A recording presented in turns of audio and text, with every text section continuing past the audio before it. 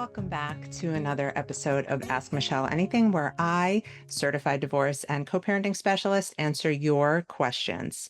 So, this week we have one that I tend to get a lot, and it just makes me think, man, if only this person who's asking the question could fast forward 20 years and see into the future and see that this situation is going to be this person's mess to clean up one day, not theirs. But anyway, all that to say, what is the question? How to best handle a co parent who is bringing multiple members of the opposite sex around the kids during their time? Well, unfortunately, this is one of those times where you're going to have to remember the serenity prayer and tattoo it on your forehead. So every time you look in in the mirror, you can remember that this is something you can't control, right? And you can't change it. And you can't be the person convincing your ex to do something differently because you're probably in a spot with them right now where they don't really want to listen to what you have to say. That makes it really challenging. What also makes it really challenging is that this situation is heightening your feelings, right? It's probably triggering every emotion that you felt in the marriage with this person, that it's disrespectful, that it's a form of betrayal, and you're just completely shocked. But now you have kids. And so you have the difficult task of putting aside your feelings to focus on theirs, right? Because now if your children are experiencing a reality in which whenever they go to the other parent's house, they may have to meet a new paramour or love interest or treat somebody like, mommy or daddy's new girlfriend, that can be really, really stressful on them. So what we want to do in this situation is pull back. Outside of our own feelings and emotions, we can label those as ragey and put them in a jar because we're entitled to those feelings too, right? But we have to do what's going to make the kids feel best. And that's not add more stress to their pile. That's not question them about every little thing that went on with this person or who this person is or what they look like or what they said. That's taking the information that they give to you, holding space for your child's feelings, whatever they are in that moment, not making it something it's not by saying, I can't believe they brought you around a new girlfriend. How does that make you feel? We don't want to go down that road. When they come to you and say, I met so and so this weekend, you want to say something like, oh, how was that for you? Okay, great. Do you have any questions about that situation? Is there anything that comes up for you?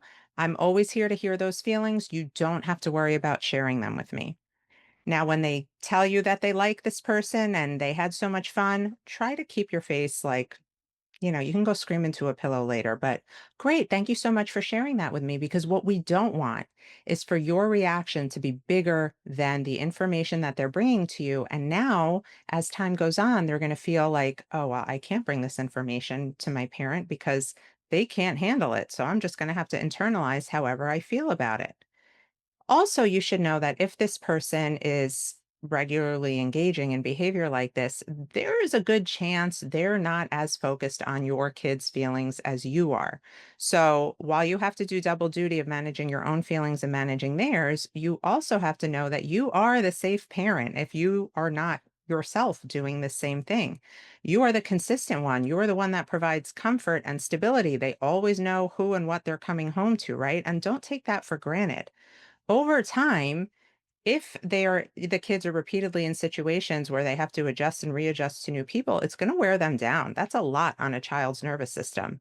And you don't want to be the person that they're scared of because your reactions to what goes on in the other home are frankly scary. Like, I mean, they would be if you were talking to a girlfriend or a therapist, right? Save your feelings for that. Know that you cannot control the situation. It's not like you can go to court and say, I want my ex to stop bringing all these people around my child, and the court is automatically going to say, sure, no problem. That would be a whole process with no guarantees. Your best bet is to save your energy for managing your kids' feelings during that time, managing your own, having age appropriate conversations with them that they lead, not putting ideas in their head, and letting them just be kids. That's the whole point of this, is children deserve a life as close to what it would have been had you stayed married, right? So if the other parent can't give them that, then it's on you. And because it's on you, you get to reap the benefits so much more of having a child grow up in a space with you where they feel safe and connected. And they'll always, always be thankful for that.